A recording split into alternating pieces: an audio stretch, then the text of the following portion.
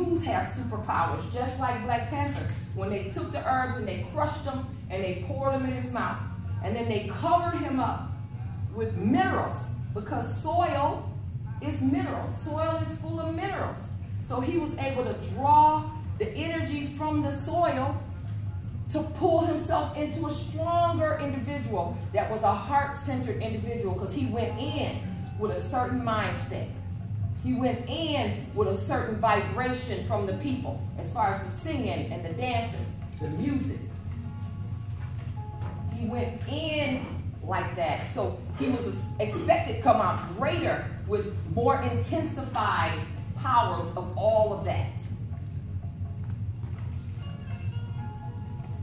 Seeds are one of our most common treasures. We overlook this. You can get these at Dollar General. I think they cost like 10 cents. Then you have a sunflower that grows bigger than me, and you'll have 5,000 more seeds. They feed the birds, which is our responsibility, although birds figuring it out.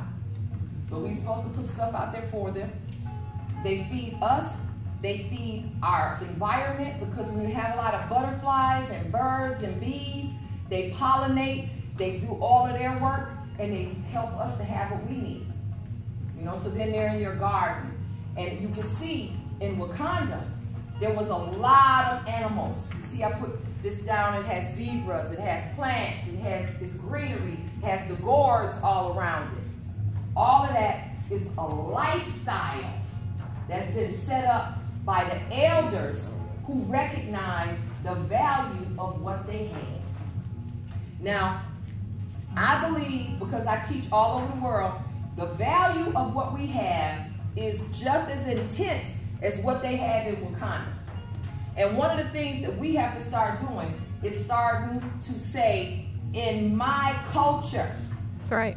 Because we have a distinct culture that is very valuable. Everybody in the world wants what we got. And when we're talking about our family, when we're in your house, or your people in your community, or people in your whatever, you say, in my culture. That takes your power back and makes people realize they can't speak on this. They have nothing to say about this. It's you who is the expert. You always the expert on you. So in my culture is one of the things that we need to start making part of our conversation. Where I got that from? When I go out and teach, I'm usually the only African American, and there's always a Native American. Native Americans do not fail to say, in my culture. That's right. They never fail to say it. We have to start saying it, you know. So that's what I do. So that way nobody gets the dip, like the grandmama say, they don't get the dip and add their 2 cents, because you don't know.